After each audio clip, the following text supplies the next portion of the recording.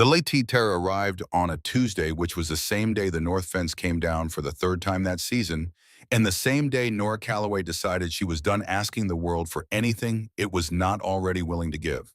She found it in the saddlebag when she rode back from the lower pasture, tucked beneath the grain receipts and the overdue notice from the Cedar Ridge Savings Association that she had been carrying around for 6 weeks because she could not bring herself to open it and could not bring herself to throw it away. The envelope was thin. The handwriting on the front was not hers. She stood in the yard with mud on her boots and wind pulling at her collar and read her own name written in a stranger's careful script. She did not open it. She handed it to Beth without a word and went to fix the fence. That was how things worked between the Calloway sisters. Nora handled what she could see and touch and repair with her hands. Beth handled everything that required a softer approach.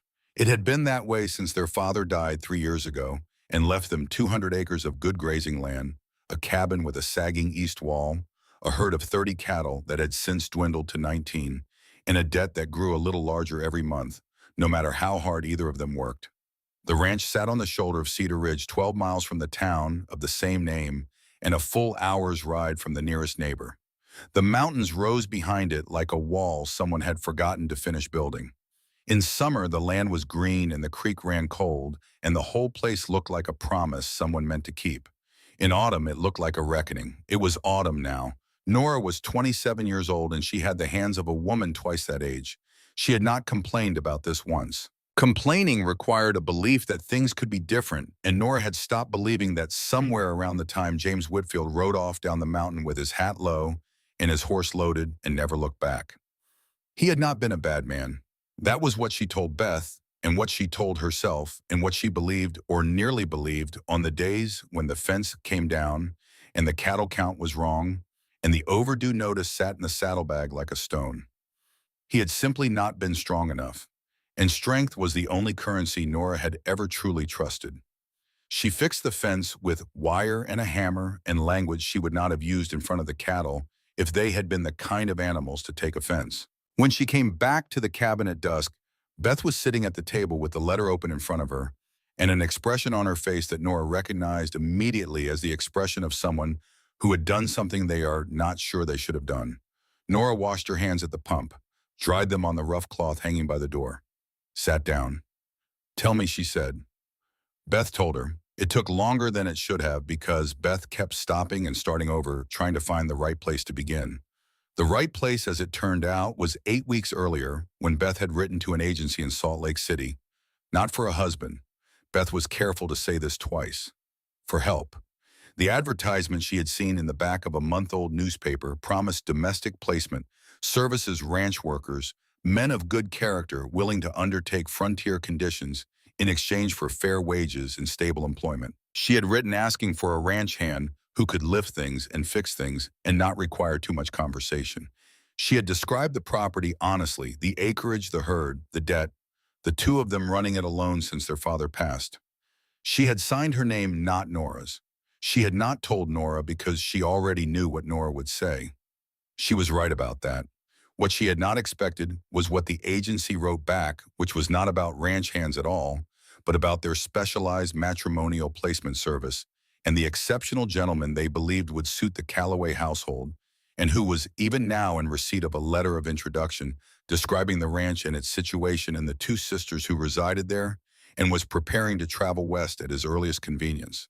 Beth stopped talking. She looked at the table. Nora said nothing for a very long time. Outside, the wind came down off the ridge and found the loose shutter on the east wall and began its nightly conversation with the hinge. The stove crackled. One of the remaining 19 cattle lowed from the direction of the barn, low and patient, the sound of an animal that trusted someone would come eventually. "What does the letter say?" Nora asked finally. Beth slid it across the table. The letter was from the agency confirming that a Mr. Elliot Ward of Boston, Massachusetts, had been notified of the placement opportunity and would be arriving by stage to Cedar Ridge within the fortnight. It thanked the Calloway household for their interest in the matrimonial service and wished them every happiness in the arrangement. Nora read it twice. Then she folded it along its original creases and placed it on the table between them. "We did not arrange anything," she said. "I know. He is coming here thinking someone wants to marry him. Beth looked at the table. How much did you pay them? I did not pay them anything. I paid the post office for the letter. They were supposed to send a ranch hand. Nora stood, went to the window. The yard was dark now, the outline of the barn just visible against the lighter dark of the sky. She stood there long enough that Beth thought the conversation might be over. Then Nora said, when does the stage come in on Thursday? Thursday morning, first one. We will go and meet him. Tell him it is a misunderstanding. Send him home. Beth said nothing. He is a person, Nora said, still looking out the window. Not a piece of furniture. He traveled all this way on a promise that was not ours to make. We will go and meet him, and we will tell him the truth, and we will make sure he has enough to get home. She turned from the window. And then you and I are going to have a very long conversation, Bethany. Beth flinched at the full name. Yes, she said quietly, I know. But Thursday came with weather that had other plans. They did not need to go to the stage. The stage came to them, or near enough. Elliot Ward hired the only wagon in Cedar Ridge willing to make the mountain road and arrived at the ranch gate at 10:30 in the morning with his luggage on the seat beside him and the driver's opinion of mountain roads evident in the speed with which the man turned his horses around and left. Nora heard the wheels on the approach road and came out of the barn with her jacket open and her hair pulled back and the kind of expression that said she was prepared for most things and annoyed by most of them. Beth came out of the cabin with flour on her hands and a look of apprehension that she was trying to disguise as welcome. The man who climbed down from the wagon seat was younger than either of them had imagined. He was tall in the way that men from elsewhere are sometimes tall, with the kind of build that suggested capability without advertising did, and he was dressed in clothes that had clearly been good clothes before 3 weeks of travel had expressed their opinion of them. His coat was dark wool now streaked with dust. His boots were polished leather that had met the Cedar Ridge Road and lost. He had dark brown hair that the wind had organized into something that was not quite what he had intended, and he wore a pair of small, wire-rimmed spectacles pushed up above his forehead as though he had forgotten they were there. He carried a leather traveling bag in one hand and held a folded letter in the other. He looked at the two women standing in the yard. He looked at the barn behind them, at the cabin with its sagging east wall, at the fence line that was straight in some places and not in others. He looked at all of this with eyes that were trying very hard not to show what they were thinking. Then he looked at the letter in his hand, then back at Nora. Miss Calloway. His voice was careful, measured, Boston in every syllable, cautious at every edge. Nora walked toward him, stopped at the gatepost. That is both of us, she said. Which one were you expecting? He blinked. I was told there was one. A widow, the letter said. He held the letter out through the gate rails. Nora took it without touching his hand. She read it. It did not take long. She read it again because the second time confirmed what she had understood the first time, which was that this document bore her name and a description of the ranch and a promise of matrimonial intention, and not one syllable of it had ever passed through her mind or her pen. She handed the letter to Beth. Beth read it and went very still. I did not write this, Nora said. She kept her voice flat and level, the way you keep a surface flat and level when you are carrying something that cannot be spilled. The man looked at the letter, then at Nora, then at Beth. Something shifted in his face. Not quite devastation. The more composed kind of damage the kind a person absorbs when they have already absorbed a great deal and know how to stand through it. The agency, he said quietly. Yes, Nora said. I believe so. He stood there for a moment. The wind moved across the yard and lifted the edge of his coat, and he did not seem to notice. I have been traveling for 22 days, he said. This was not said as a complaint, as a piece of information being placed carefully on a table. Nora looked at him steadily. She was not a woman who looked away from things. I am sorry for that. The misrepresentation was not ours, but it was not yours either. No, he said. There is no arrangement here, no marriage, no widow, she said. There are two sisters who have been running this ranch since our father died and who are doing so without any arrangement with any agency. He nodded once, slow and even. I understand. Do you have money to return? He was quiet for a moment that went one beat too long. There are funds, he said. It may take some arrangement. Nora studied him. The study was brief and thorough, and he probably knew he was being studied, and to his credit, he stood still for it. "The weather is changing," she said.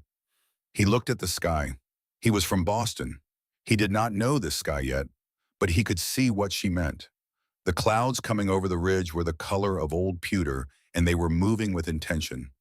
"There is a room," Nora said. She said it the way she said most things, which was without preamble and without softening. "A storage room. Clean. You may stay the night. When the road clears tomorrow, you can get back to town and make your arrangements." He looked at her. "Thank you." "That is not charity," she said. "That is a roof and four walls and a floor. Do not mistake it for more than it is." He did not smile, but something in his expression shifted in a way that was not quite a smile and not quite sadness, and was possibly both at once. "Understood," he said. "My name is Elliot Ward." "I know," Nora said. "It was in the letter." She turned and walked back toward the barn. Beth stood at the gate and looked at Elliot Ward for a moment, with the expression of someone who has caused something they cannot entirely undo, but is not entirely sure they want to. "I am Beth," she said. "Come inside and I will show you where to put your things." She paused. "I am sorry about the letter, the real one, the one I sent. I asked them for a ranch hand." He looked at her. "Was it a good letter?" "I thought so." "Then it is not your fault what they did with it," he said. "That particular kind of dishonesty belongs entirely to them." Beth stared at him for a moment. Then she opened the gate. The storage room was what it was, a narrow space beside the barn, with a cot that was clean as Nora had said, and a single window that looked out onto the north pasture, and a hook on the wall for a coat and nothing else. Elliot set his bag down and looked around it with the manner of a man who has learned that the size of a space has very little to do with whether a person can rest in it. He did not unpack. Supper was quiet in the way that suppresses its own echoes. Beth had made stew from what was on hand, which was not much, but was hot and seasoned with the particular skill of someone who has learned to cook well from limited materials. She talked because Beth always talked, and what she said was careful and light and intended to smooth the surface of a room that could have been jagged. Elliot ate without comment on the food, which was either politeness or preoccupation. Beth suspected preoccupation. Nora ate in the concentrated way she did everything one task at a time, nothing wasted. At one point, Elliot pushed his spectacles up from where they had slid to the bridge of his nose and looked at the far end of the table where a stack of papers sat weighted down by an empty jar. He looked at them the way a man looks at something he recognizes without wanting to say so. Beth followed his gaze and saw what he was looking at: the overdue notices, the account records, the 6 weeks of mail that Nora sorted but did not act on because acting required options they did not currently have. He said nothing. He looked away, but his eyes came back once more before supper was finished. After supper, Nora went out to check the cattle. Beth cleared the table. Elliot stood. "May I?" He gestured at the dishes. Beth looked at him. Men from Boston did not usually offer to wash dishes in her experience, which was limited. Then again, her experience with men from Boston was limited to one. "The pump is outside," she said. He found the pump without being shown twice. He washed the dishes with the methodical attention of someone who understands that a job is a job regardless of what it is, brought them back inside and set them to dry on the rack beside the stove. He did not say "you are welcome" or wait to be thanked. He went to the storage room and closed the door quietly behind him. Beth stood in the kitchen and looked at the closed door. She thought, "He is not what I expected." She blew out the lamp and went to bed. The storm came in the night. By morning, the road down to Cedar Ridge was not a road anymore in any meaningful sense. It was a channel for moving water and mud with a general directional preference for downhill. The sky was the specific gray of a sky that is not finished with you yet. Elliot was already awake when Nora came out at dawn. He was standing at the fence of the north pasture in his travel coat, with his spectacles properly on his nose now, and a piece of the broken fence rail in his hand, examining it with the expression of a man who is trying to understand the problem before deciding whether he is capable of solving it. He looked up when he heard her boots. "The road," he said. "I know." He looked at the fence rail. "The post here is rotted through. It will go again, first hard wind." Nora said nothing. "Is there replacement timber?" She studied him for a moment. He was standing in mud that had reached the top of his ruined city boots. His coat collar was turned up against the cold. He was holding a piece of rotten wood and asking about timber replacement at 6 in the morning on the day he was supposed to leave. "In the barn," she said. "Second stack from the left." He nodded and went to find it. She did not watch him go. She went to the cattle. He worked on the fence for 2 hours. It took him twice as long as it should have because he was not entirely sure what he was doing, and twice she could hear from across the yard the particular sound of a hammer meeting something it did not intend to meet. But he kept at it. He did not stop, and he did not come to ask for help. And when she walked past at 8:30, there were two solid posts in the ground where there had been no posts before. The work was not beautiful, but it would hold. She did not say anything. She kept walking. But something shifted in her chest in a place she did not acknowledge immediately, the specific and inconvenient feeling that comes when a person does something you did not expect them to do. The road was impassable for 3 days. This was a fact and not a decision, and so Nora treated it as she treated all facts, which was to say she arranged her life around it and did not resent it for existing.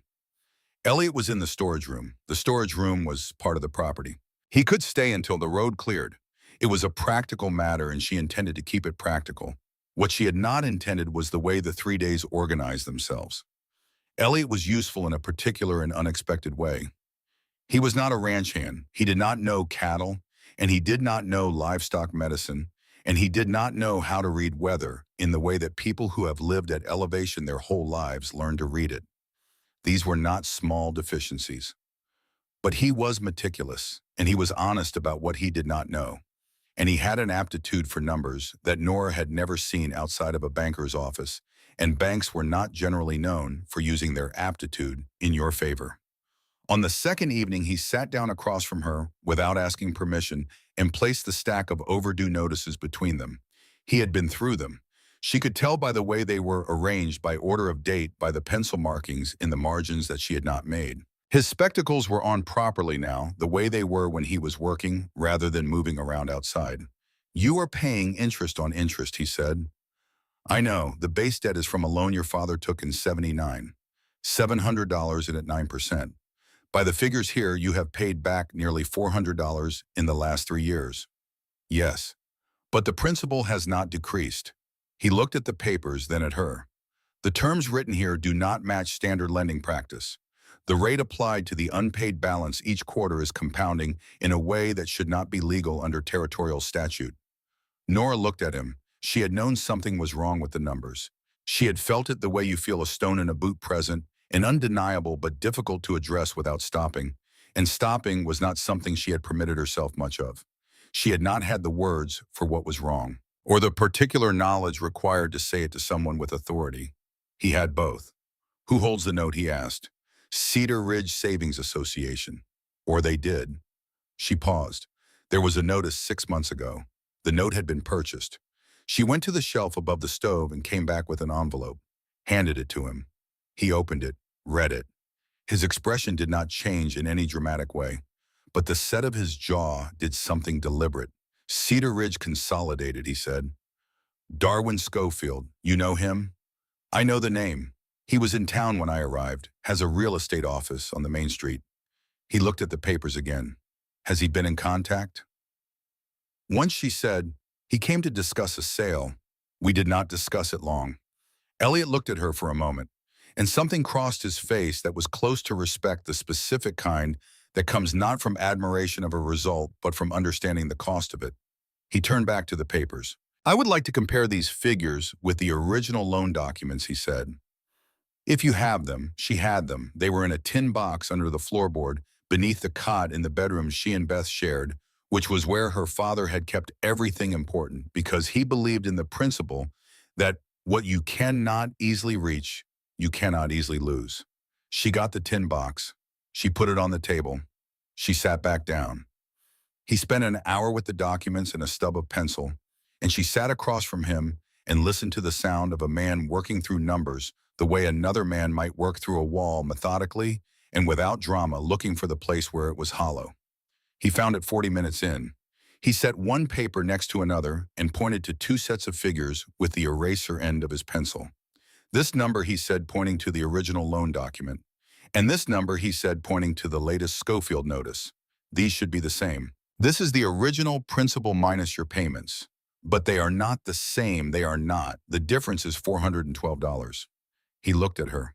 "Your father paid this. The records show it. but it has been added back to the principal as though it was never paid. Nora looked at the numbers. She had looked at these numbers 100 times, and she had known they did not feel right, and she had not had the specific knowledge to explain why. Now she did. She sat with that for a moment. This would need to be proven, she said, in front of someone who has authority to act on it. Yes, that is not a simple thing in this town. No, he looked at the papers. But it is a true thing, and I have found that true things documented carefully have a way of becoming difficult to ignore. Beth appeared in the doorway with 2 cups of coffee she had made without announcing she was going to. She set them on the table and retreated back to the kitchen with the deliberate tact of someone who understands when to be invisible. Nora wrapped both hands around the cup, looked at the papers, looked at the man across from her who had arrived 3 days ago in ruined boots with a forged letter and had since fixed a fence and washed dishes and spent an hour finding the lie buried in her father's loan documents. She did not say thank you. She was not ready for thank you yet, but she said there is more coffee if you want it, and that was close enough. On the third day, the road was still not passable, and Beth went to feed the chickens and came back with mud on her skirts and a particular expression on her face that meant she had something to say and was choosing the moment carefully. They went to the cedar grove above the east pasture, the two of them, which was where they had always gone when they needed to say something they could not say in the house. Beth told her about the woman she had spoken to in town the week before Elliot arrived. A woman named Alice Drummond passing through on a stage from Salt Lake City who was looking for a man named Hargrove, who was supposed to be a rancher with a place near Moab, who had written to an agency requesting a wife. There was no man named Hargrove, no ranch near Moab, the same agency. Nora stood in the grove and listened and felt the information settle into her like cold water. How many, she said. Beth shook her head. I do not know. Berta Hensley at the general store said she had heard of another woman 2 years ago. Different name, different town, same story. Nora looked through the trees at the mountain above them. The sky was beginning to clear, pale and cold, the kind of clear that follows weather and means business. He needs to know, she said. Beth nodded. And this Alice, where is she now? Still in town. Mrs. Hensley let her sleep in the back room. But she cannot stay there long. Nora looked at her sister. Bring her here, she said. Beth's face changed in the way that meant she had hoped Nora would say exactly this and had not been certain she would. She will need a place to sleep, Beth said carefully. We have the storage room is occupied. Beth looked at her. She can sleep in the sitting room, Nora said.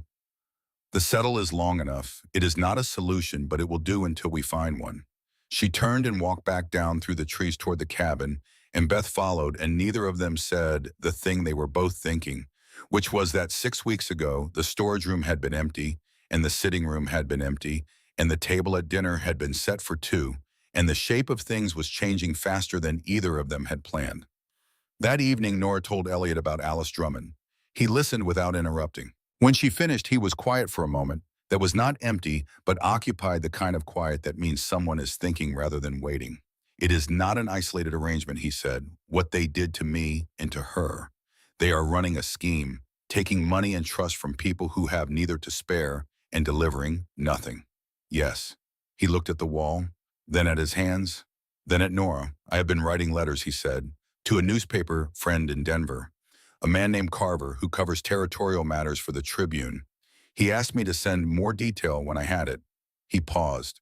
I have also been trying to reach a man I knew in Boston, a clerk named Dawes who moved to Salt Lake City 2 years ago and took a position in the Territorial Land Records Office.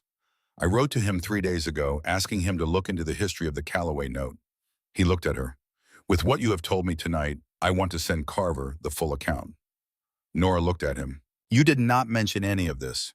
You did not ask, he said, and I was not certain it would come to anything. He paused. With what you have told me tonight, it might. She studied him the way she had studied him at the gate 4 days ago. The study was different now. Not assessment of a stranger, but something closer to recognition, the specific and cautious kind that happens when you begin to understand how a person is put together. Then write to him, she said. Tell him what we have. He nodded. And Elliot. He looked up. She said his name the way she said most things, directly and without ornament, but it was the first time she had used it. He noticed. "The fence post on the south corner," she said. "The one by the gate. That one is rotted too, if you are still here tomorrow." She did not finish the sentence. She did not need to. He understood what she was saying, which was not about the fence. "I will look at it first thing," he said. Outside, the wind came down off Cedar Ridge and moved through the yard and found the loose shutter on the east wall. And for once, in the particular way that weather sometimes accommodates the moment let it be. The road would be open by morning. Both of them knew this, and neither of them mentioned it. That night, when the cabin was quiet and Beth was asleep and the stove had burned down to embers, Nora sat at the table with the tin box open in front of her and looked at the papers Elliot had organized. The two sets of figures side by side, the discrepancy marked in pencil with a steadiness she had not expected from hands that were better suited to ledgers than fence posts. She thought about James Whitfield riding away down the mountain. She thought about the look on Elliot Ward's face when she told him there was no arrangement, no promise, no widow waiting for him, and he had absorbed this without crumbling and without anger and with the specific dignity of a person who has already absorbed worse. She thought about the rotten fence post he had replaced without being asked and without complaint on the first morning when he was supposed to leave. She thought about the numbers on the paper and the $412 that Darwin Schofield had added back to the principal as though her father had never worked and never paid and never tried. She was not a woman who trusted easily. This was not a flaw in her view. It was the result of paying close attention to what happened when you did. But she was underneath everything a woman who was fair, and fairness required her to acknowledge something she had been slow to acknowledge. The man in the storage room was not what she had prepared herself for. He was not what the letter had suggested, and he was not what her experience had led her to expect. And he was not in any way she could identify a man who had come to Cedar Ridge to take something. She put the papers back in the tin box and closed the lid. Above the cabin, the sky had cleared entirely, and the stars were hard and close, the way they get at altitude when the air is cold and honest, and there is nothing between you and the dark. But distance. She sat with that for a while, then she blew out the lamp and went to bed. The south fence post could wait until morning.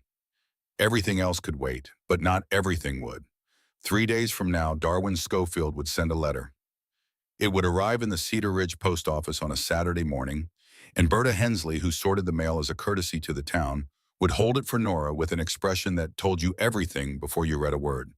The letter would say that the debt hearing had been scheduled 12 days hence, that the figures as held by Cedar Ridge Consolidated were not in dispute, that the ranch would be evaluated for liquidation should the outstanding balance not be satisfied in full before the date of hearing.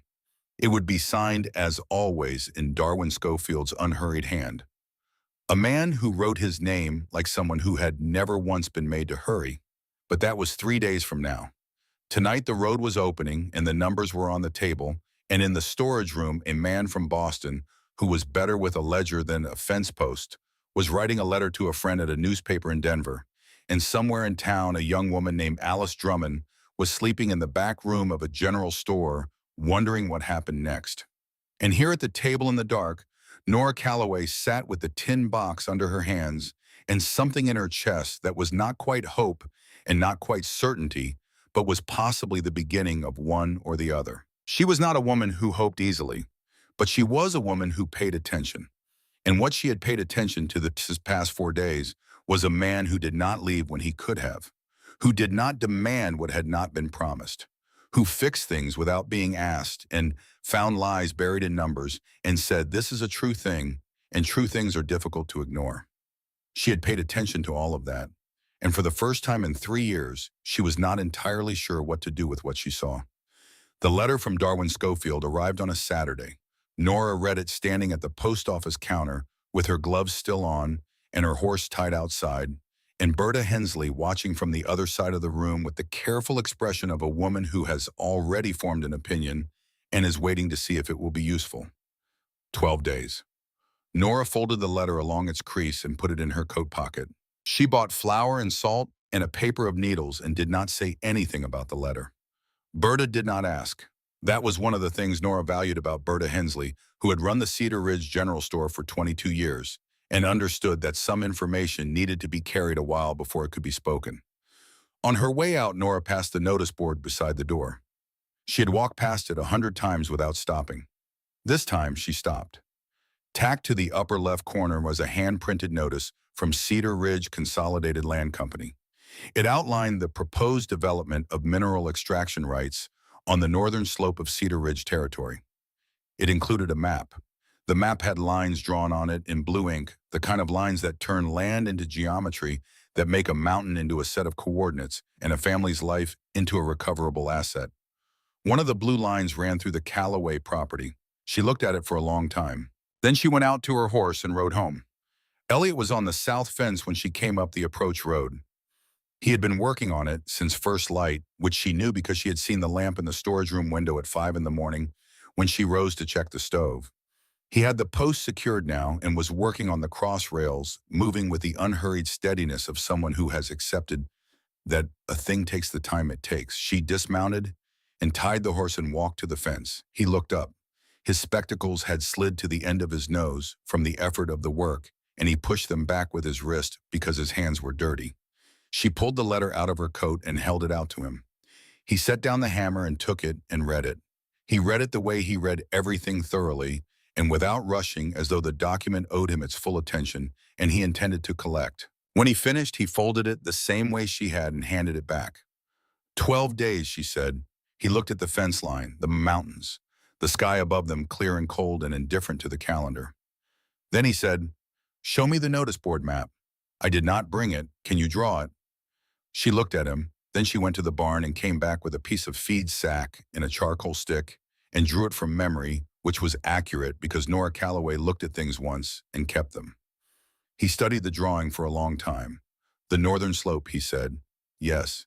He looked at the ranch around him, the pasture, the creek line, the ridge above. He was calculating something she could not fully see but could recognize by the quality of his attention, the way a man looks when he is building an argument rather than having a reaction. The mineral rights on the northern slope are separate from the surface title, he said. If your father held only the surface deed. He held both, Nora said. He was very particular about that. After the Grantham family lost their grazing land to a mining claim in '76, he made sure. She paused. The deed is in the tin box. Elliot looked at her. Then Schofield needs the land itself, he said. Not just the mineral access. He needs to absorb the property to clear the surface title.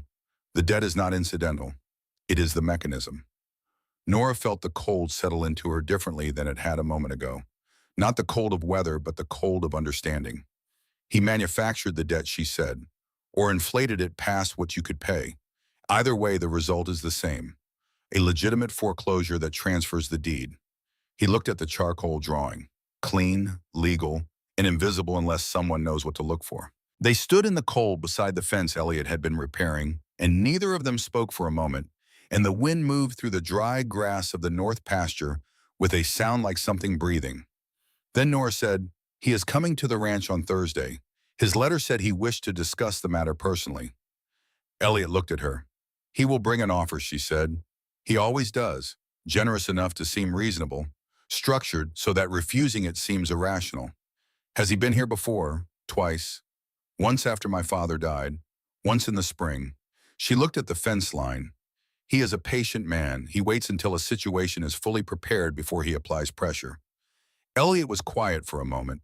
Then he said carefully, "He does not know yet what we have found in the documents." "No, then let him come Thursday thinking he does." She looked at him. He was looking at the fence, not at her, with the particular focused calm of a man who is thinking forward rather than reacting to the present. She said, "That is not a simple strategy." "No," he picked up the hammer. "But it is a true one." She watched him go back to work. He set the next cross rail and tested it with his weight before driving the nail the way someone careful does, accounting for failure before it happens. She said there were two of them. Schofield and the agency man, Finch. "Berta Hensley told me he was in town 2 weeks ago, before you arrived." Elliot set down the hammer. "Before me. The agency sent you here and then told Schofield you were coming," she said. "Not as a coincidence, as a complication. A married man on the property creates questions about the title transfer, competing claims, legal ambiguity they might be able to exploit." She paused. Or Finch told Schofield about the letter Beth sent, and they constructed the whole arrangement together. Put a man here who would create confusion and then use that confusion to pressure us. Elliot was still. She could see him working through it. Then either way, he said I was useful to them. Or intended to be. Yes. He looked at his hands. The palms were beginning to show the marks of fence work, particular redness of skin meeting rough material before callous forms. He looked at them with an expression she could not read precisely, though it contained something she recognized as the specific private anger of a person who understands they have been used as an instrument. They misjudged the instrument, he said. It was not a loud thing to say. It was the opposite of loud. But it sat in the cold air between them with a weight that surprised her. She said, I know. He picked up the hammer and finished the cross rail. Nora went to find Beth. Beth was in the kitchen doing what Beth did when she was worried, which was to find something useful to do with her hands and do it thoroughly. Today this was bread. The dough was on the board and she was working it with the concentrated attention of someone who is thinking about something other than bread. She looked up when Nora came in. Nora put the Schofield letter on the table. Beth read it, put it down, looked at her flour-covered hands. 12 days, Beth said. Nora sat across from her. There is something else. She told her about the map, about the mineral rights, about Schofield's real purpose, about Finch and the possibility that the agency and the land company had been coordinating. Beth listened the way she listened when things were serious, which was very still, with her eyes tracking Nora's face rather than looking away. When Nora finished, Beth said, so they sent Elliot here to make our situation worse. Possibly, but it made it better. Nora looked at the table. Beth said, that happens sometimes. When people try to use something against you, and it turns out to be the thing that saves you. Nora said nothing. Beth went back to the bread. After a moment, she said, not looking up, you know he did not sleep much last night. Nora looked at her. I heard him through the wall, moving around, writing. He was at it past midnight. Writing to who? I do not know all of it, but I heard him mention the land records office. He was writing to someone in Salt Lake. Nora sat with that. He is not what I expected, Beth said. She said it carefully, not as a declaration, as a thing she was examining out loud. No, Nora said. Beth looked up. What did you expect? Nora thought about it honestly, which was the only way she thought about anything. Someone who would take up space, she said. Someone who would require managing, and he takes up very little space. He manages himself. Beth looked at her with the particular expression that meant she was not going to say the obvious thing she was thinking. This was considerate of her. Nora acknowledged this silently and did not encourage her to say it anyway. I am going to Cedar Ridge tomorrow, Nora said. I am going to speak with Berta, and I want to find Alice Drummond. Beth's face changed. Is she still at the store? I do not know. She may have moved on. But if she has not, I want her here. Beth said nothing. I know, Nora said, but she is one of them. One of the people Finch sent here on a false letter. She has as much right to what we know as anyone, and she may know something we do not. Beth nodded slowly. She pressed the bread flat with the heel of her hand. Then go, she said. I will have supper ready when you are back. Nora stood, paused. Beth. Her sister looked up. What you did, she said, writing to the agency. I know why you did it. Beth waited. It was not a wrong thing to want, Nora said. Help. Someone to carry some of this. Beth's eyes went bright at the edges. It went wrong, Nora said. The agency made it wrong, but the wanting was not wrong. She went out before Beth could answer because Nora Calloway had never been entirely comfortable with the moments immediately after she said something true. That evening, while Nora was still in town, Elliot sat in the storage room with a lamp and 3 sheets of paper and wrote carefully in the clear hand that had once kept ledgers for a shipping company in Boston. One letter to Carver at the Denver Tribune with the full account of what had happened since his arrival. The false letter, the debt discrepancy, the Schofield map, the coordination with Finch, Alice Drummond's situation in the name Constance Merrill, which Berta had mentioned to Nora, and Nora had told him that morning. One letter to Dawes in the Salt Lake Land Records office, asking specifically about the transfer of the Calloway note from Cedar Ridge Savings Association to Cedar Ridge Consolidated, including the price paid and the witnessing of the transfer document. And one letter to the Utah Territorial Solicitor's Office outlining the debt situation with documentation attached and requesting a representative at the hearing in 12 days. He sealed all three, set them in a row. Then he pulled a fourth sheet toward him. He stared at it for a long time. He began to write. Dear Fletcher, I have been considering whether to come home. The situation here is more complicated than I expected, and I am not certain my presence is helping. I came on a false letter, and the people affected by that false letter have enough difficulty without me adding to it. I think perhaps the honest thing is to... He stopped. He looked at what he had written. He picked up the sheet, folded it once, and held it above the lamp flame until it caught. He watched it burn down to the edge of his fingers and then dropped the ash into the tin plate beside the lamp. Then he went back to the other three letters and made sure the seals were sound. He was still at the table when the storage room door opened. Not Nora, Beth. She was carrying a plate with bread and dried meat on it, which she set on the table beside his letters without comment. Then she looked at the ash in the tin plate. She looked at him. He looked at the ash. She said quietly, "Were you writing to someone about leaving?" He was quiet for a moment. "I considered it," he said. "I thought it might be the straightforward thing to do." Beth sat down on the edge of the cot without being invited. She folded her hands in her lap with the precision of someone organizing their thoughts before speaking. She said, "Elliot, can I ask you something plain?" "Yes."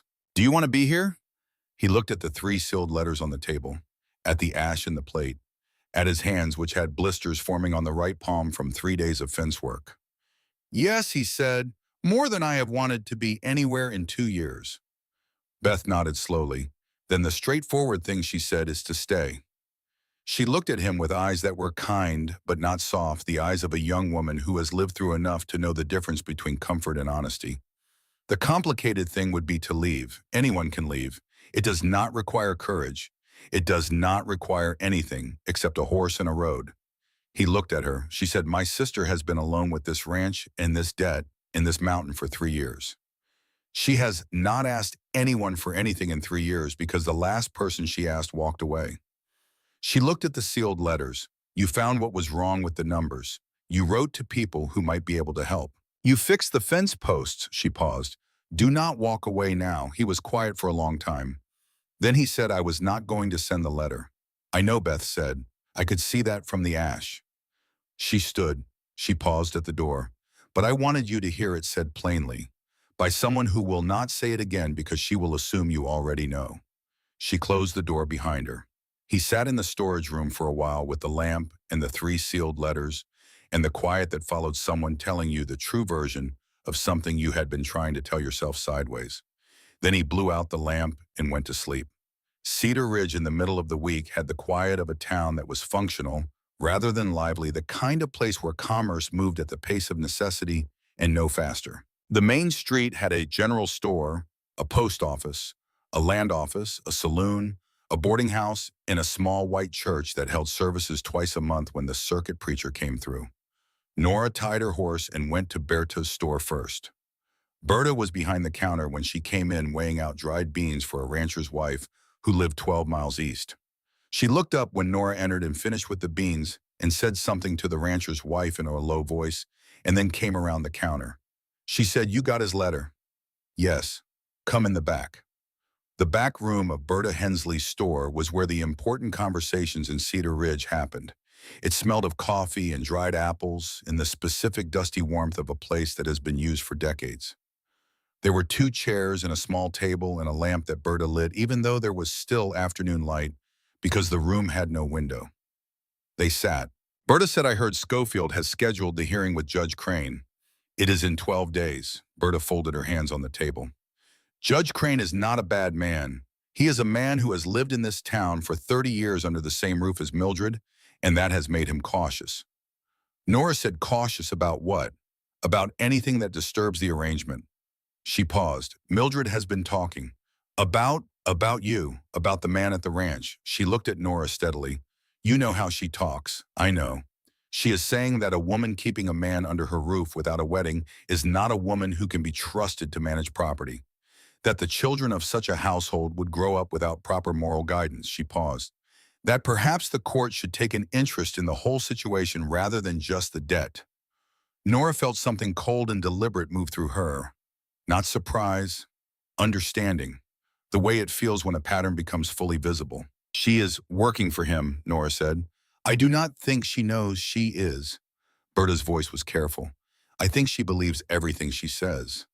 That is what makes her useful to him. Nora thought about that. She said Berta, the woman who came through here 2 years ago, the one who disappeared. Berta was quiet for a moment. Her hands were still on the table. Her name was Constance Merrill, she said. She came through on the stage from Provo, said she was here to meet a man who had written to her through an agency in Salt Lake. There was no man. She had no money. I let her sleep here 3 nights. On the 4th night, she left before dawn, and I never heard from her again. Did you tell anyone? I told Mildred. Berta's face did something complicated. That was before I understood how things worked here. Mildred said the girl had probably been running from something of her own making. That women who answer that sort of advertisement bring their troubles with them. And that was the end of it. That was the end of it. They sat with that. Nora said, if I asked you to say what you just told me in a room where it could be heard by the right people, would you? Berta looked at her. I am 61 years old. I have run this store since my husband died, and no one has told me what to do in 11 years, and I do not intend to start now. She paused. Yes, I would say it. Nora nodded. She said, is Alice Drummond still here? Berta stood. Come with me. Alice Drummond was in the back room sitting in the other chair with a cup of tea gone cold and a book open in her lap that she was not reading.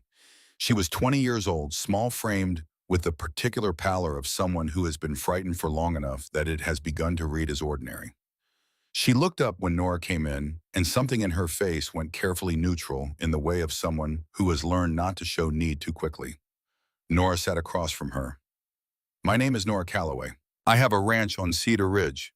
They sent a man to me through the same agency that sent you here. Alice looked at her. I am not here to offer you charity, Nora said. I am here because you are owed the truth, which is that the agency that took your money is not legitimate, and the man they told you was waiting for you does not exist, and because you may know something that helps us. Alice looked at her for a long moment. She said, my savings were 3 years of work. I know. I was a seamstress in Provo. I left my position. I left my room. I know. They told me everything was arranged. Nora said, yes, that is what they do. Alice looked at her hands. They were the hands of someone who worked with them, precise movements repeated 10,000 times. Not so different from Nora's own. The man, Alice said, the one they sent to you, is he a good man? Nora looked at her. Then at the window, though, there was no window in the back room, only the lamp and its particular circle of amber light. Yes, she said, he is. Alice nodded slowly as though this answered something she had been quietly asking. Nora said, there is a room at our ranch. It is a storage room and it is not large, but it is clean and warm and it is not here. Alice looked up. There will be work if you want it. Real work with fair wages. She paused. I cannot promise you more than that right now.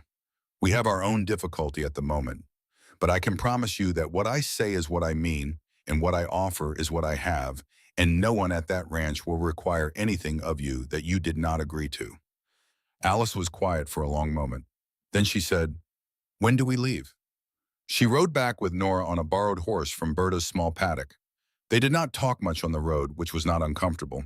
It was the silence of two people who are both watching the same country and have their own reasons for doing so. When the ranch came into view, Alice stopped her horse on the ridge above and looked at it for a moment. The cabin and the barn and the fence lines and the mountain behind the smoke from the chimney rising straight up into the still air. It looks real, Alice said. It is, Nora said. They rode down. Elliot was at the barn when they came in. He looked at Alice with the quiet attention he gave most things, a thorough and unhurried assessment that took in all the relevant information without requiring explanation. He said to Alice, my name is Elliot Ward. I am also here because of the agency. Alice looked at him. Also, he said, I am not the husband they described in their letters. I should say that first. Alice looked at Nora. He is not, Nora said. He is something considerably more useful. Elliot looked at Nora at this. It was a brief look, but it was the kind that registers. Beth came out and took Alice's horse and introduced herself, and within 20 minutes had the girl inside with a bowl of something hot and the particular warm efficiency of someone who has been waiting for a person to take care of without quite knowing it. Nora went to the barn. Elliot followed. They stood in the relative quiet of the barn while the cattle shifted and breathed around them, and the late afternoon light came through the high window in a long, pale bar. He said, "What did you find in town?" She told him about Berta, about the map on the notice board, about Mildred Crane's campaign of insinuation, about Constance Merrill, who had disappeared 2 years ago without anyone asking why. He listened without interrupting. When she finished, he was quiet. Then he said, "Constance Merrill, yes." He pushed his spectacles up with 2 fingers and looked at the dust on the barn floor. The expression on his face was not anger exactly, but it was a relative of anger, the controlled and deliberate kind. "I need to add that to the letter for Carver," he said. "I thought you might. Have you told Beth?" "Not about Constance, not yet," he nodded. "You should. She will want to know, and she will take it better from you than from the papers." Nora looked at him. This was the kind of thing that surprised her about him. Not the large, obvious things, but the small, specific ones. The understanding that information has weight and that weight should be considered before you hand it to someone. She said, "Schofield is coming Thursday." "I know. He will bring an offer." "I know that too." She looked at him for a long moment. He met it without looking away. She said, "What did you write last night?" "All those letters," he told her. The Tribune, Carver, Dawes in the Salt Lake Land Records office, the territorial solicitor. She said, "You wrote to the solicitor." "Yes," he looked at her. "I should have told you before I sent it. That one especially." "Yes." She was quiet. "But it was the right thing to write." He said nothing. But something in his face settled into a quality she recognized by now, an expression that lived just beneath the surface and came forward when something mattered. She said, "The letter to the solicitor. What did you tell him? That I had documentation of fraudulent debt practices applied to a legitimate property holder in Cedar Ridge, Utah territory. That the evidence included original loan documents, correspondence, and a comparative analysis of figures showing deliberate manipulation of the recorded balance." He paused. "I told him the property holder was prepared to present this evidence at the scheduled hearing in 12 days, and that a representative from the solicitor's office would be a material aid to justice." She looked at him for a long moment. "You did not ask me before writing that either." "No," he met her gaze. "I should have, yes." She was quiet, but it was the right thing to write. He said nothing. But something in his expression settled into a quality she recognized, now the particular look of a man who has decided to be somewhere and has stopped rehearsing the reasons why. She went inside. That evening, the 5 of them sat at the table for the first time. Nora, Beth, Elliot, Alice, and Berta Hensley, who had ridden up after closing the store with a basket of things, and the manner of a woman who had decided to commit to something and intended to be useful about it. They spread the papers across the table. The loan documents, the Schofield notices, the comparative figures with the discrepancy marked, the charcoal drawing of the map. Nora's account of Berta's testimony about Constance Merrill. Elliot laid out what he had sent and to whom. Nora laid out what she had learned in town. Berta added what she knew about Judge Crane and the likely shape of the hearing. Alice Drummond sat at the end of the table and listened with the intensity of someone for whom this is not abstract. She had no documents and no history with the property and no standing in any legal sense. But she was there, and she was listening, and at one point she said quietly when Finch came to Provo, he had a list. He showed it to the woman at the placement office. Names and addresses, a whole page of them. Everyone looked at her. She said, "I only saw it for a moment." But there were at least 20 names, different towns, different territories. He had done this many times. The room was quiet. Beth said, "How do we get that list?" No one answered right away, because the answer was that they probably could not directly. But the existence of the list reported by a witness who had seen it was itself a piece of information.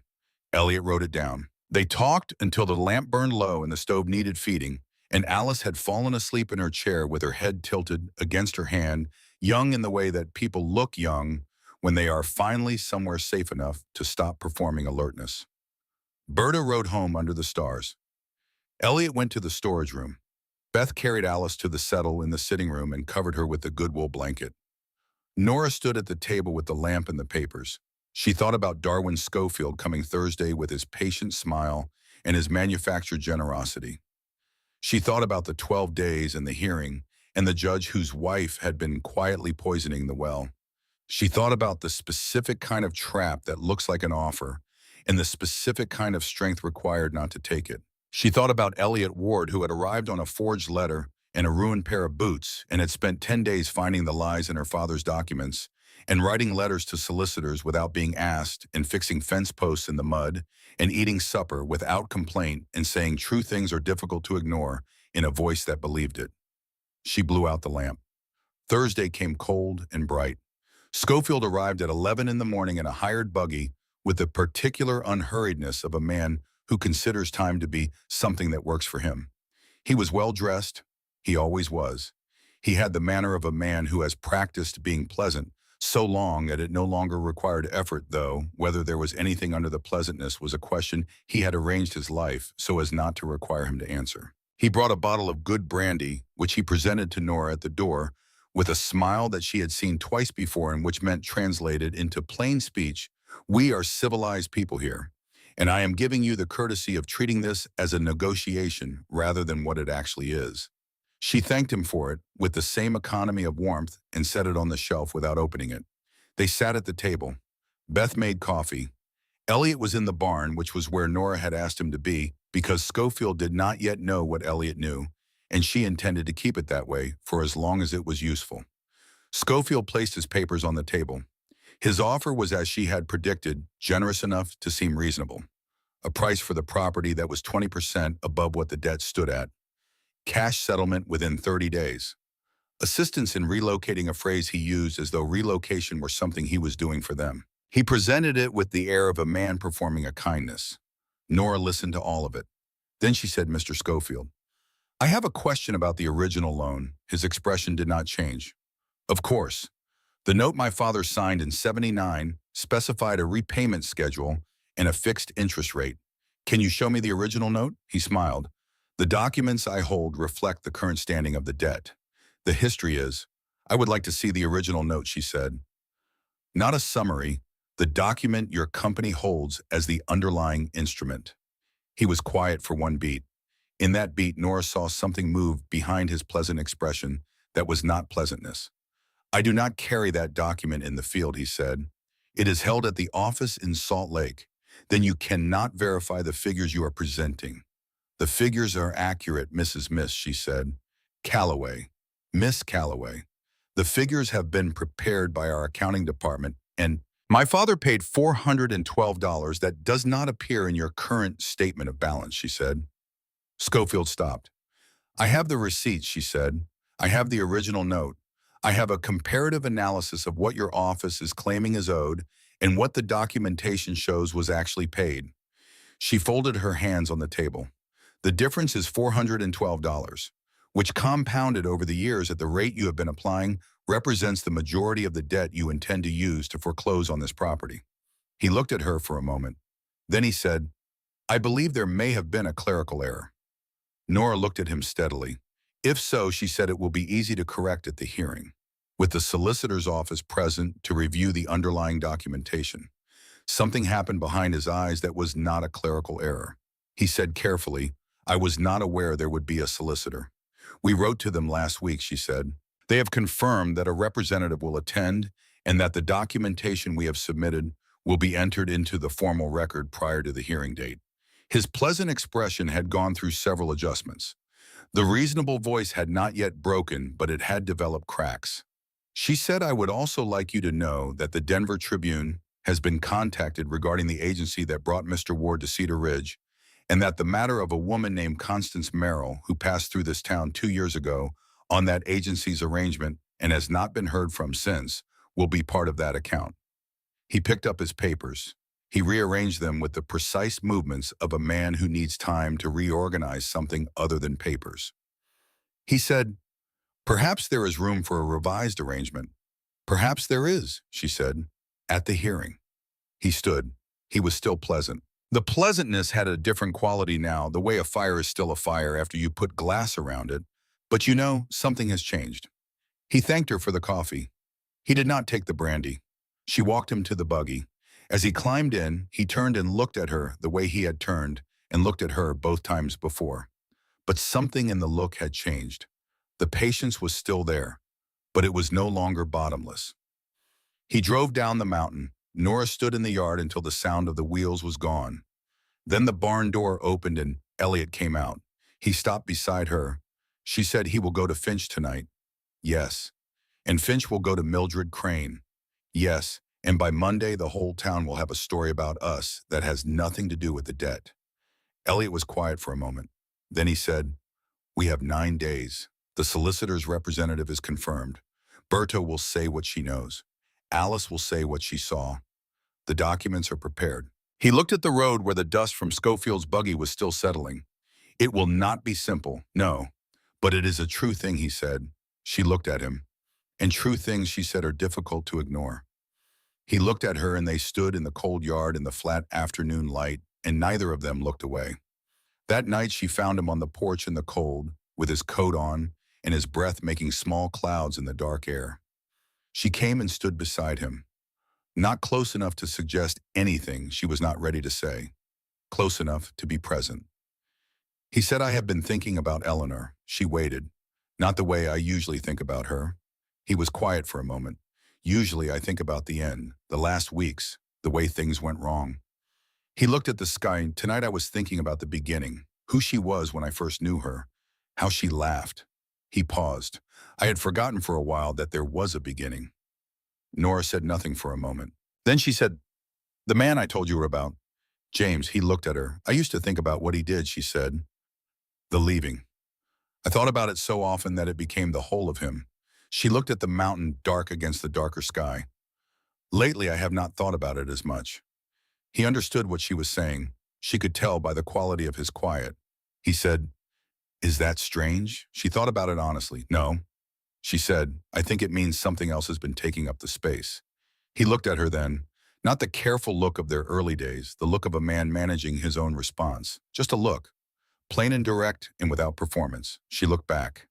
In the barn, one of the cattle shifted and knocked against a stall board, and the sound of it traveled across the yard through the cold air and settled into nothing.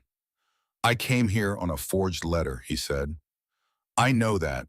I have always known it would matter to you, that the beginning was wrong." "The beginning was wrong," she said. "That is true." He nodded. "But the beginning is not the whole of it," she said. He looked at her. She said, "I am not a woman who trusts easily. I do not think I will ever be that woman. I think the kind of person I am, the beginning matters, and the evidence matters, and I have to see the thing clearly before I can stand behind it." "Yes," he said. "I have been watching you for 10 days, she said, "and I have seen clearly." He was very still. She said, "I am not telling you this because of the hearing or the debt, or because we need something from each other. I am telling you because you are owed the truth, and I have never been able to leave a true thing unsaid when it needed saying." He said Nora, her name in his voice. First time. She did not step back. He reached out, and his hand covered hers where it rested on the porch rail, and she let it stay there, and they stood in the cold and the dark above Cedar Ridge, while the stars turned their slow, indifferent circles, and neither of them said anything further, because nothing further needed to be said. Not tonight. Tonight was enough. 3 days before the hearing, Finch came to the ranch. He arrived on horseback alone, which was different from Schofield, and therefore meant something. Schofield used the buggy because the buggy communicated a kind of settled confidence, a man who does not need to move fast because he is already where he intends to be. Finch on horseback was a different message. Finch on horseback was a man in a hurry about something. He was thin and precise, with the face of someone who had spent a long time making small adjustments to things that were not his to adjust. He dismounted at the gate, and Nora came out to meet him, and Beth stood in the doorway, and Alice stood just inside behind the curtain, not visible. "Miss Calloway," he said. He had a voice that was calibrated to sound reasonable. "I was hoping we might speak privately." "We may speak here," Nora said. He looked at Beth, then at the cabin. "My sister lives here," Nora said. "She is not privately located." He adjusted his hat. He carried a leather case under his arm, and he set it on the gatepost and opened it and produced a document. "Mr. Ward," he said, "signed a contract with our agency. There are terms he has not fulfilled. Our company has an interest in resolving this quietly, and I believe there is an arrangement that would be satisfactory to all parties." Nora said, "What arrangement? If Mr. Ward were to leave the property before the hearing, he said our company would consider his contractual obligations satisfied. No further action would be taken against him." He paused. "And we would be willing to speak with Mr. Schofield about extending the debt resolution timeline by an additional 60 days. He said this with the manner of a man presenting a generous offer. Nora had seen this manner before. It wore the same face regardless of who was inside it. She said, "You want Elliot to leave before the hearing. It would simplify the situation considerably for everyone." Nora looked at the document in his hand, then at his face. "Who told you he was here?" she said. He paused for one beat. "Our agency maintains contact with." "Schofield told you," she said, "after Thursday's meeting." His expression did not quite confirm this, but it did not deny it either, and the space between confirmation and denial was its own kind of answer. She said, "Mr. Finch, I want to be very clear with you about something." He waited. "Mr. Ward is not leaving this property. He is not a party to any arrangement you may have with Mr. Schofield. The contract you are holding was not entered into by him in good faith on your part, and we have documentation of the fraudulent nature of your agency's operations going back at least 3 years." She let that sit for a moment. "We have also spoken with a young woman named Alice Drummond who saw your client list and can describe it in some detail, and we have submitted an account of a woman named Constance Merrill who passed through Cedar Ridge 2 years ago on your agency's arrangement and has not been heard from since." Finch's expression had gone through several adjustments during this speech. The reasonable voice had not yet broken, but it had developed cracks. She said, "I would also like you to know that the Territorial Solicitor's Office has been notified of the hearing and has been provided with copies of all relevant documentation. The debt discrepancy, the transfer irregularities, and the agency's pattern of conduct are all part of the formal record." She paused. "I suggest you speak with a lawyer before Thursday. And I would also suggest that if you have any information about where Constance Merrill went after she left Cedar Ridge, you share it with someone who can act on it before they come looking for you." He closed the leather case.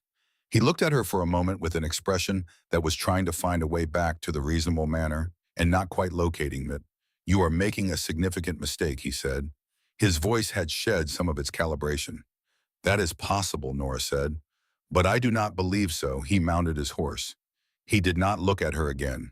He rode down the mountain at a speed that confirmed what the horse rather than the buggy had already suggested, which was that something had changed in the shape of things and was still changing.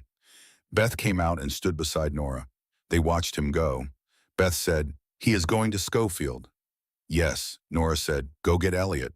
When Elliot came out of the barn and Nora told him about Finch's visit and the threat regarding his contract, he listened with a specific stillness of someone who had already made a decision and was confirming that it was the right one. He said, "What did you tell him?" "That you were not going anywhere." She looked at him. "That was correct." "Yes," he said, "that was correct." The 2 days before the hearing passed in the concentrated industry of people who understand that preparation is the only form of control available to them. A letter arrived from Dawes in Salt Lake City on the second day. Elliot was in the storage room when it came, and Beth brought it to him without opening it, which he noted. He opened it and read it and sat very still for a long time. Then he took off his spectacles and cleaned them on his shirt and put them back on and read it again. Then he went to find Nora. She was at the fence when he found her. She was always at the fence or the barn or somewhere the work was. He handed her the letter. She read it standing up as she read everything. The Cedar Ridge Savings Association had sold the Callaway note to Cedar Ridge Consolidated Land Company 14 months after the elder Callaway's death. The sale price was $40. The stated value of the note at time of sale was $680. The difference between these two figures suggested the note had been considered nearly worthless at the time of transfer, consistent with a debt that had been substantially paid, not one that was legitimately outstanding. Dawes had attached a copy of the transfer document. It was signed by Darwin Schofield and by the former manager of Cedar Ridge Savings Association, a man named Aldous Fry. The transfer was witnessed by a man listed as James Pollock, Cedar Ridge Consolidated Land Company, an employee of the acquiring company. Nora looked up from the letter. "He bought a debt he knew was nearly paid for $40, she said, then inflated it back to its original stated value, Elliot said, and began collecting interest as though it had never been reduced. She folded the letter along its crease with the precise movement she used when she was controlling something she could not afford to spill. Aldous Fry, she said. He is in Denver. I have asked Carver at the Tribune to locate him. He paused. There is something else. She waited. The transfer document. It is not properly witnessed. Under territorial statute, a debt transfer of this size requires an independent witness, not a party to either company in the transaction. Nora looked at him. The transfer may not be legally valid, he said. She was quiet for a moment. Then she said, if the transfer is invalid, Schofield does not hold the note at all. No, the note reverts to the Savings Association, which closed 2 years ago. He paused. Which means the debt as presented may have no current legitimate holder. She looked at the mountains, at the fence she had been working on, at the land around her that she had been working for 3 years to keep and that a man in a vest had been quietly arranging to take. She said, Elliot, when you found this, what did you feel? He thought about it. Angry, he said. Carefully. She nodded. So did I, she said. She handed the letter back to him. Put it with the others. All of it goes to the hearing. He took it. She picked up the fence tool and went back to work. He watched her for a moment, the set of her shoulders and the particular economy of her movements, the way she did everything as though it had been considered and committed to rather than simply done. Then he went inside to prepare the documents. Elliot organized everything that evening. Not how a lawyer would organize them because he was not a lawyer, but how a man with a gift for numbers and a clear head organizes evidence, which is to say logically and without sentiment. He made copies of the critical figures in a clean hand. He wrote a summary of the Dawes letter with the key figures extracted. He noted on a separate sheet the statutory reference for independent witnessing of debt transfers, which Dawes had helpfully included. Alice Drummond sat at the table across from him and wrote down what she remembered of Finch's list. How many names? What towns she had glimpsed? The number she was most confident of was 20, and she wrote it in a clear seamstress's hand and signed her name at the bottom. Nora reviewed everything once before bed. She did not change anything. She went to sleep. The morning of the hearing came gray and sharp, the particular clarity of a winter morning that has decided to be beautiful about it. They rode down together, Nora and Beth in the wagon, Elliot beside them on the horse, Alice in the wagon bed with the document case Elliot had prepared tied shut with kitchen string. Berta Hensley met them at the edge of town on her mule, dressed in her good coat, with the expression of a woman who has made a decision and intends to keep it. The Cedar Ridge Courthouse was the most official building in town, which was not saying a great deal, but it had a certain gravity that came from the weight of what it held, which was not stone or timber, but the accumulated consequence of decisions made inside it. Decisions about land and debt, and who got to keep what they had built and who did not. The room was full. Word had traveled, as word does in small places, carried on the particular current of a town that has been waiting to see how something resolves. Ranchers filled the back benches, shopkeepers and their wives. A few faces Nora did not know, which meant they had come from further than Cedar Ridge. And in the third row, a man in a dark coat with a leather portfolio on his lap, who caught Elliot's eye and gave a small nod, the territorial solicitor's representative. He had made the ride from the capital in 2 days, which was not a small thing. Mildred Crane sat in the front row with her back straight and her cameo at her throat and the expression of a woman who believes the outcome has been decided. Darwin Schofield sat at the right table with a man Nora had not seen before, a lawyer from Salt Lake. By the look of his coat, who had documents arranged before him in the precise rows of professional certainty. Finch sat 2 rows back in the gallery, not at the table, which told Nora something about how the overnight conversation had gone. Nora walked to the left table. She set the document case down. She sat. Beth sat beside her. Elliot sat behind them in the gallery with Alice and Berta and the solicitor's representative, who had introduced himself quietly outside as Mr. Herrick, sent to observe and to ensure the documentary record was properly maintained. Judge Amos Crane entered from the side door. He was a tall man, thin by age, with white hair and a jaw that looked like it had been formed in a period when jaws were made to last. He sat. He surveyed the room. He looked at Nora's table. One lawyer's table had a lawyer. The other had a woman and her sister in a case of documents tied with string. Miss Calloway, he said, you have no legal counsel. No, sir. I will speak for myself and my sister. Something in his face measured this. He struck the gavel once. "Mr. Schofield, present your claim." Schofield's lawyer was efficient and precise. He laid out the debt, the amount, the history of the note, the schedule of payments, and the outstanding balance. He placed the Cedar Ridge consolidated documentation on the judge's bench with the confidence of a man who has done this before and expects it to work the same way it has always worked. Judge Crane studied the documents. Then he looked at Nora. "Miss Calloway, your response." Nora stood. She was not a woman who had prepared a speech. She was a woman who had prepared an argument, which is a different thing. A speech is performed. An argument is built. She began to build it. "Your Honor," she said, "I would like to start with a document." She placed the original loan note on the judge's bench. The document her father had signed in 1879 with his signature at the bottom in the hand she knew as well as she knew her own. "This is the original instrument," she said, "signed by my father. The terms are specific, the rate is fixed, the repayment schedule is clear." She placed the comparative analysis beside it. Elliot's clean copy of the figure's 2 columns, the discrepancy marked and sourced. "This is what Cedar Ridge Consolidated claims is currently owed. And this is what the original note, together with payment receipts, indicates was owed after my father's payments through the date of his death." She let the judge look at both documents. "The difference," she said, "is $412. This amount appears to have been removed from the record of payments and added back to the principal. The effect is to manufacture a debt that does not exist." The room had the quality of held breath. Schofield's lawyer rose. "The figures presented by Miss Calloway reflect a misunderstanding of how compound interest." Judge Crane raised a hand. He was still looking at the documents. The lawyer sat. Crane looked up. "Mr. Schofield, who witnessed the transfer of this note from Cedar Ridge Savings Association to your company?"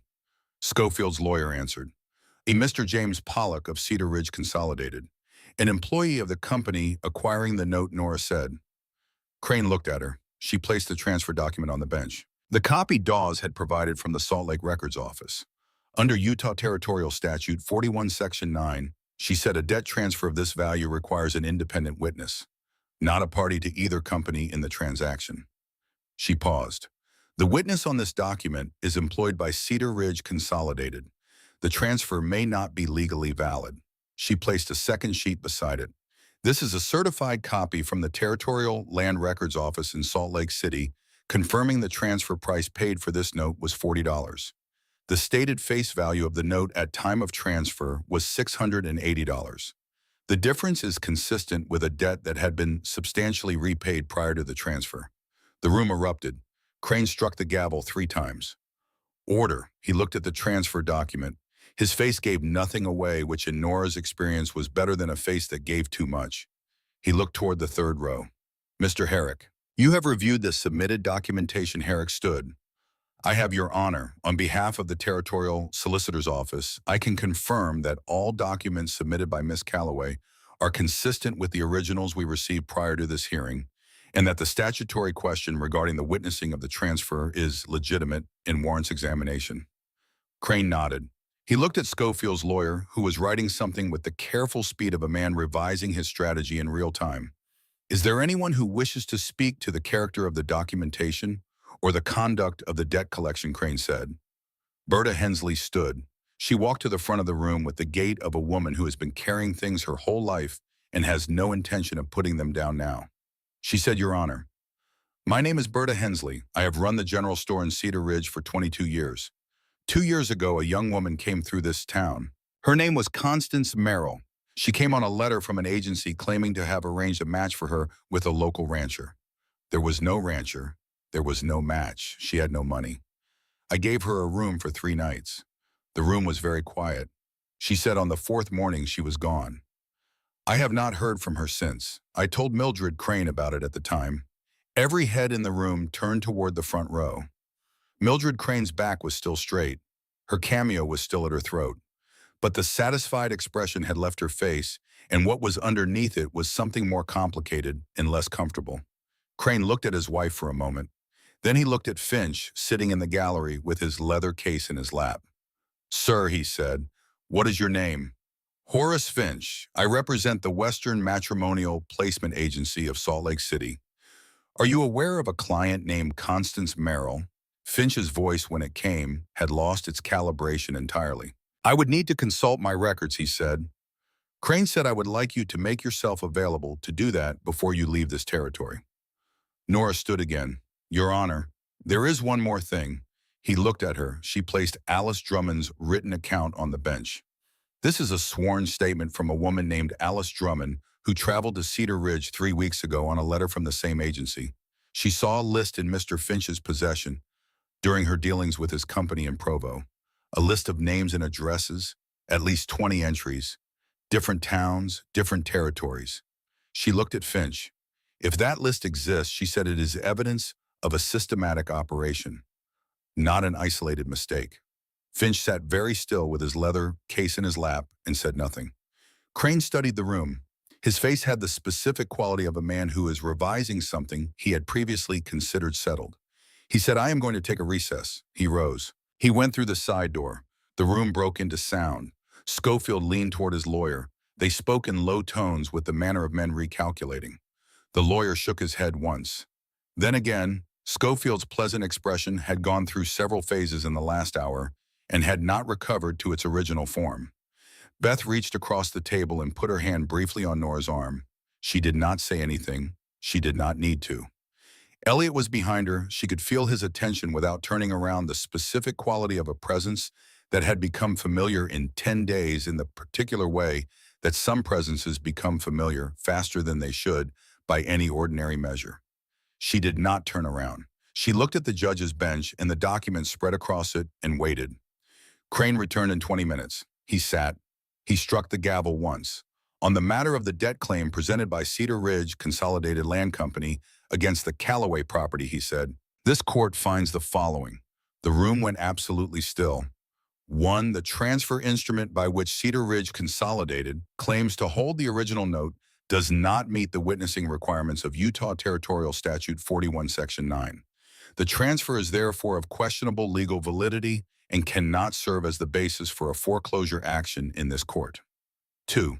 The figures presented by Cedar Ridge Consolidated as the outstanding balance do not reconcile with the original note and payment documentation provided by the Callaway family. This court finds that the discrepancy constitutes grounds for a full audit of the account before any collection action can proceed. 3.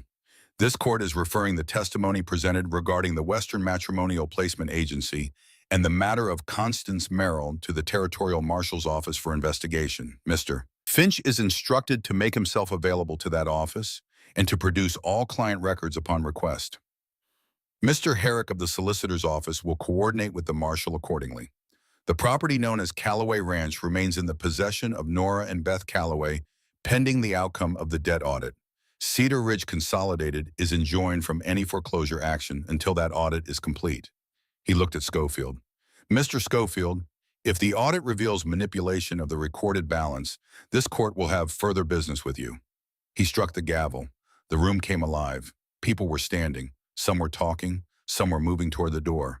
Mildred Crane sat very still in the front row with an expression that was working through something, not an easy process and not a quick one, but a genuine one, which was perhaps worth something. Beth made a sound that was not quite a word and put both her hands over her face. Nora sat at the table and looked at the documents in front of her and felt something she had not felt in 3 years move through her chest like water through a channel that had been blocked for a long time. Not triumph, larger than that. The specific and quiet relief of a person who has been holding something very heavy and has finally been permitted to set it down. She heard movement behind her and did not need to turn around to know who was standing there. She said, Elliot. He came around the table and stood beside her. She looked up at him. He said, you did that. We did that, she said. He shook his head. The documents were mine. The argument was yours. She looked at him for a moment. Then she stood. The room around them was still moving, still loud people filing past, voices overlapping.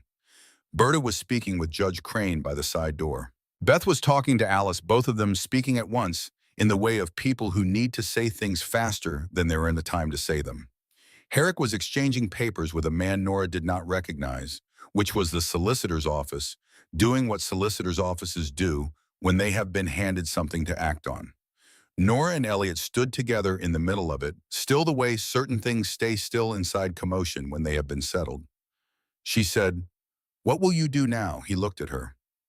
"What do you mean?" "The hearing is done. The immediate reason for you to be here is resolved." He was quiet for a moment. He said, "I told you I had reasons for staying that were my own." "Yes, have those reasons changed?" She looked at him steadily. The looking was different now. The fence post assessment of the first day had been a study of an unknown variable. This was something with more information behind it, more days, more evidence. The specific quality of seeing a person clearly rather than seeing a stranger. "No," she said. "They have not changed." He held out his hand. Not a formal gesture. A simple one. The kind that says, "I am here if you want to take it." She looked at his hand. The palms had calluses now, the beginnings of them, the mark of fence posts and hammer handles and mornings in the cold that city boots were not made for. She took it. They walked out of the courthouse together into the cold, bright morning, and Cedar Ridge went on around them, the street and the store and the church with its uneven steeple, and none of it was different from what it had been 2 hours ago, except that it was in the way things are different when the weight of something has been lifted from them and the shape of what remains becomes visible. He said, "The fence on the south corner." She said, "I know." He said, "And the east wall needs proper work before winter sets in." "Yes," he said, "and I have been looking at the cattle records. There is a pattern in the grazing rotation that I think could be adjusted. You would know better than I would, but the numbers suggest." "Elliot," she said. He stopped. She said, "Stay." He looked at her. She said, "Not because we need the fence fixed or the wall repaired or the grazing rotation adjusted. Not because of the hearing or the documents or any practical thing." She looked at him in the plain, clear light of a Utah winter morning, a woman who had learned to say hard things directly because she had found no value in saying them any other way. "Stay because I want you here. Because the ranch is different with you in it, and I am different with you in it, and I have spent 3 years knowing the shape of what I was without, and I do not want to go back to it." He was quiet for a moment. Then he said, "I came here on a forged letter." "I know. And I intend to stay on my own." She almost smiled. "Yes, that is how I would prefer it." He said, "Then I am staying." They walked back to the wagon where Beth was waiting with Alice beside her, and Berta coming across the street with her mule, and a look on her face that said she had seen what she needed to see and was not going to remark on it at length, but was privately very satisfied. The ride home was quiet in the way that follows relief, the warm, specific quiet of people who have been holding something tense and have let go of it. Beth talked a little because Beth always talked, and what she said was light and warm and precisely calibrated to the moment, which was Beth's particular gift. Alice sat in the wagon bed and watched the mountain come up around them as they climbed, and her face had the quality of a person who is beginning to understand where they are and finding it acceptable. The ranch appeared at the top of the road the way it always did, the cabin and the barn and the fence lines and the smoke from the chimney. If someone had remembered to bank the stove before they left, which Beth had, because Beth remembered everything domestic, with the particular reliability of someone whose love language was making sure people came home to something warm. Nora tied the horse, stood in the yard for a moment. The east wall, the south fence, the cattle rotation, the audit that would take weeks, the letters still waiting for answers from Denver and Salt Lake, the agency investigation that might find Constance Merrill or might find something worse. All of that was real and present, and none of it was resolved. But the ranch was theirs, and the mountain was theirs. And the smoke from the chimney was rising straight up into the cold air because Beth had banked the stove exactly right, and that was a thing that could be depended on. And in Nora's experience, things that could be depended on were the only currency that held its value. She went inside.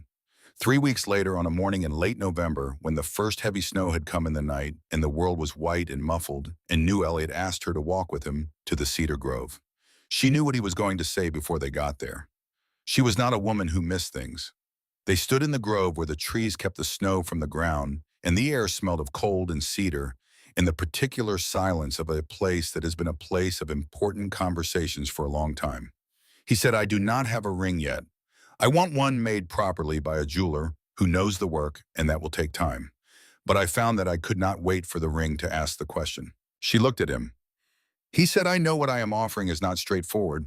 I know I came here wrong on a forged letter, and I know that the beginning matters to you. It matters to me, too. He looked at his hands. I am not the man that letter described. I do not have land or money or an established life in any territory. I have a gift for numbers and the beginnings of fence-building skills and a willingness to be wrong and learn from it. She said nothing. He said, but I have been here every day for a month, and there has not been a single day I did not want to be here. Not because of the hearing or the debt or anything practical, because of you, because of who you are and how you think and the way you hold things steady when everything is in motion, and the fact that you say the true thing even when it costs you something to say it. He looked at her. He said, Nora Calloway, I am asking if you will marry me. Not because the agency arranged it. Not because of what we have been through together, though. That is part of who we are now, because I want to. Because I have been wanting to since about the fourth morning, which was when I came back inside from fixing the fence, and you said there is more coffee if you want it, and I understood what you meant by it. She was quiet for a long moment. He waited. He was good at waiting. She had noticed this about him early, and it had not changed. She said, I am not easy to live with. No, he almost smiled. I have noticed that. I will have opinions about things, and I will say them, and I will not always soften them first. I know. I will not stop working the way I work. I will not become a different kind of woman because I am married. He said I would not want a different kind of woman. I want this one. She looked at him in the cold quiet of the cedar grove with the snow sitting in the branches above them and the light coming through in the thin pale way of a winter morning. She said yes. He let out a breath that made a small cloud in the cold air, and she understood that he had been less certain than he appeared, which she had suspected, and which made her understand something about the nature of his courage, which was not the absence of doubt but the willingness to proceed through it. He reached into his coat pocket. He brought out something small, and she saw that it was a ring, but not the jeweler's ring he had promised not yet. It was a ring made of braided copper wire, thin, and precisely made the kind of work that takes patience and a certain kind of fine-grained attention. He said, I made it. From the wire we used on the south fence. I know it is not. She held out her hand. He put it on. She looked at it. A ring made of fence wire from the fence they had repaired together on the hand that had held the hammer and the documents and the 2 cups of coffee that meant something other than coffee.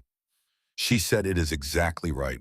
He looked at her hand and then at her face, and then he stepped forward and she met him, and they stood together in the cedar grove in the cold and the quiet and the white of the new snow, and what passed between them was not the beginning of something, because the beginning had already happened in mud and documents and fence posts and cups of coffee and true things said plainly. This was something further along, something that had been built one day at a time with patience and honesty and the particular courage of 2 people who had been hurt before and chose anyway. They held the wedding under the cedar tree at the back of the ranch on the first clear day of December when the snow had settled and the air was cold and bright and honest. There was no preacher, no church. They had discussed this and found that neither of them required ceremony to make the thing true, only words, and the words they had in abundance. Beth stood beside Nora with wildflowers she had kept pressed in the Bible since October. The last ones before the frost, small and purple and improbably intact. Alice stood beside Elliot. She had been at the ranch 6 weeks now, and she looked different from the woman who had arrived at Berta's store with her savings gone and her hope badly organized. She stood straight, and her eyes were clear, and when Elliot thanked her quietly for standing with him, she said it was the least she could do for the man who had written 20 letters on her behalf, which was an exaggeration but not by much. Berta came on her mule. She wore her good coat and the expression of a woman who has done her part and intends to see how it finishes. Even Mildred Crane came. She arrived in her buggy near the end of the road and walked up the last 100 yards on foot, which Nora had not expected, and which told her something about what had been happening inside Mildred Crane in the weeks since the hearing. She did not say a great deal when she arrived. She stood at the edge of the small gathering with her cameo at her throat and her hands folded, and she watched with an expression that was working its way slowly through something. Nora did not go to her, but after the words were said and the copper ring was already on Nora's hand, she caught Mildred's eye across the small gathering, and Mildred gave a nod that was brief and precise and contained more in it than most speeches do. Nora returned it. Elliot took Nora's hands, rough on rough, calluses meeting calluses. The hands of two people who worked, both of them, which is what they had in common from the start. He said, I came here wrong. I know that. I came on a lie that was not mine and found something that was. I will not leave. I will not look away from things that are difficult. I will fix what I can with my hands and the rest with whatever I have that is useful. I offer you everything I am, which is not yet entirely clear to me, but which I intend to spend the rest of my time finding out. And I want to find it out beside you. Nora looked at him.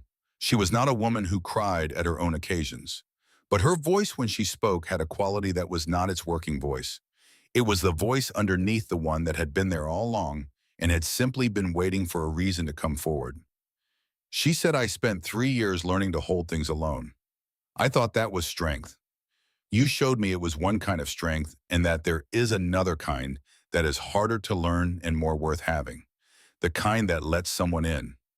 I am letting you in, not because I need you to carry what I carry, but because I choose to, and the choosing is the whole of it, and I will choose it every morning for as long as mornings come. Beth placed the pressed wild flowers in their joined hands. Nora looked at her sister. Beth was crying with the uncomplicated openness of a person who has been wanting this for a long time and does not feel any need to hide it. Nora said, stop it. Beth said, I will not. Elliot laughed. It was a real laugh, the kind that comes from the place where things are uncomplicated, and it went up into the cold air, and the cedar tree above them held it a moment and let it go. 5 years passed. Callaway Ranch became Callaway Ward, though most people in Cedar Ridge still called it the Callaway Place, which was fine. The name on the deed was what mattered. The east wall was properly rebuilt in the first spring. The herd grew from 19 to 31 to 40 by the third year. The fence lines were all straight. The creek was dredged clear and a proper irrigation channel dug to the south pasture, so the grass came in even. Elliot kept the books and Nora kept the land, and neither of them pretended these were separate jobs. The debt audit, when it concluded, found exactly what Elliot had found in the original documents. The $412 had never been owed. Cedar Ridge Consolidated's claim was ruled invalid. Darwin Schofield paid a fine that was not large enough to satisfy anyone's sense of justice, but was visible enough to constitute a reckoning, and the project to absorb the northern slope for mineral extraction was quietly shelved when the legal basis for acquiring the necessary surface titles dissolved. Aldous Fry, the former manager of Cedar Ridge Savings Association, was found in Denver by Carver at the Tribune. He gave a full account of the transaction with the Schofield. The account was published. It was read carefully by people in Cedar Ridge and in Salt Lake and in the territorial capital, and the reading of it produced certain conversations that produced certain changes that did not happen quickly but happened. The Western Matrimonial Placement Agency closed its Salt Lake office. Horace Finch was charged with fraud in 3 territories.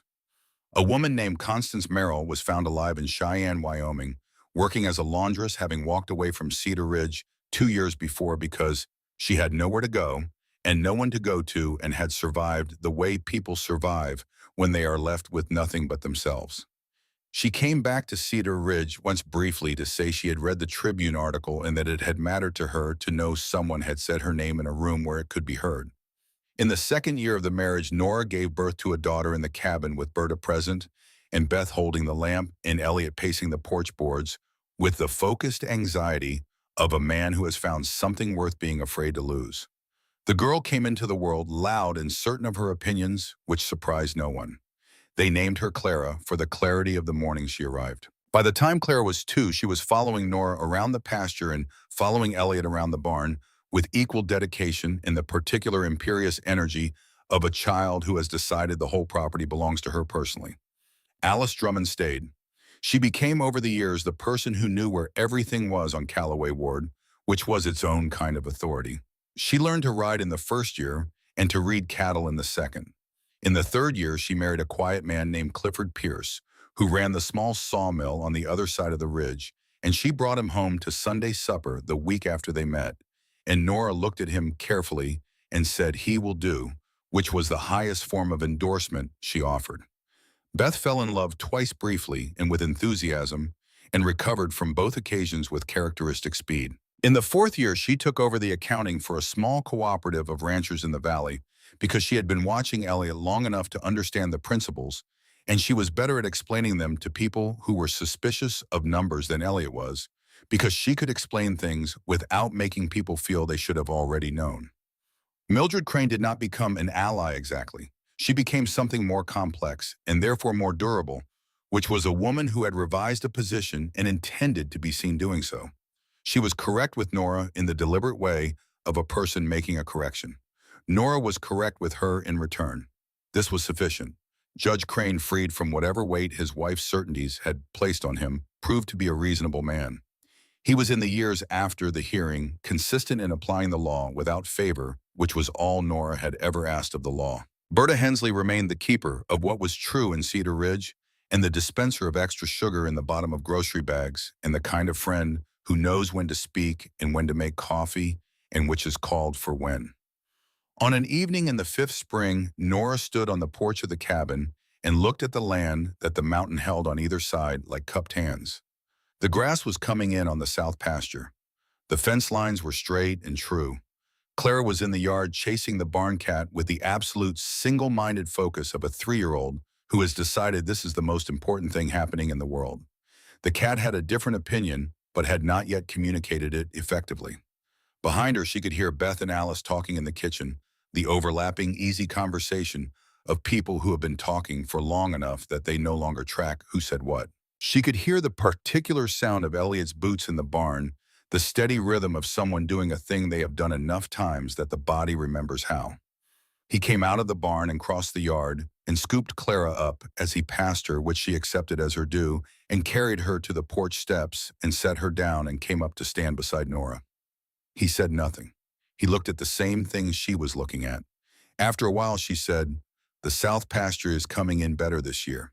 He said, The drainage channel made the difference. Yes, the cattle look good, they do.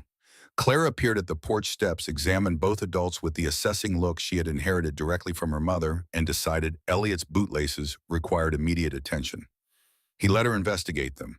His spectacles had slid to the bridge of his nose, and he pushed them up with 2 fingers without looking down, the habitual gesture of 5 years. Nora watched him watch the pasture. He had lines around his eyes now that had not been there when he arrived. His hands were fully calloused. He could read the sky above Cedar Ridge the way people who have lived at elevation learn to read it, with the specific, unhurried attention of someone who understands that weather is information and not an event. He said, "You are thinking about something." She said, "I am thinking that this is what it is supposed to feel like." He looked at her. She said, "I did not know before. I had the ranch, and I had Beth, and I had the work, and I thought that was the whole of what there was." She looked at the pasture, the cattle, the mountain behind them in the last light. "I did not know there was supposed to be this as well." He put his arm around her. She leaned into him, not the careful, small lean of early days, but the full, easy weight of a person who has somewhere to lean and has stopped being surprised by it.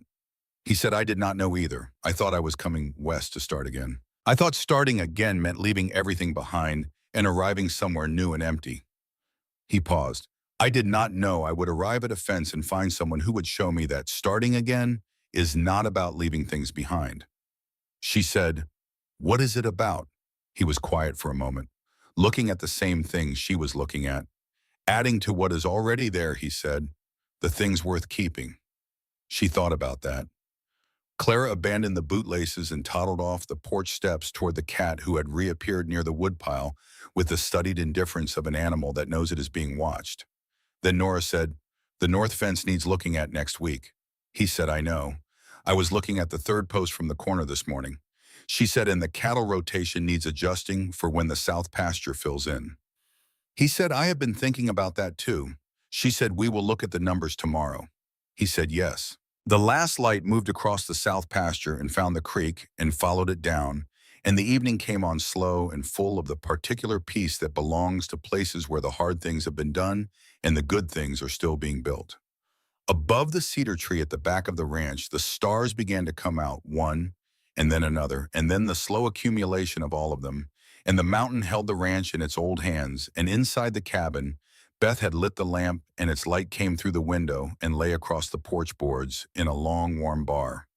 Nora and Elliot stood in it, while Clara below in the yard had finally made her peace with the cat and was sitting in the dirt with it in her lap, stroking its ears with the concentrated tenderness of a small person who has discovered that some things require gentleness rather than pursuit.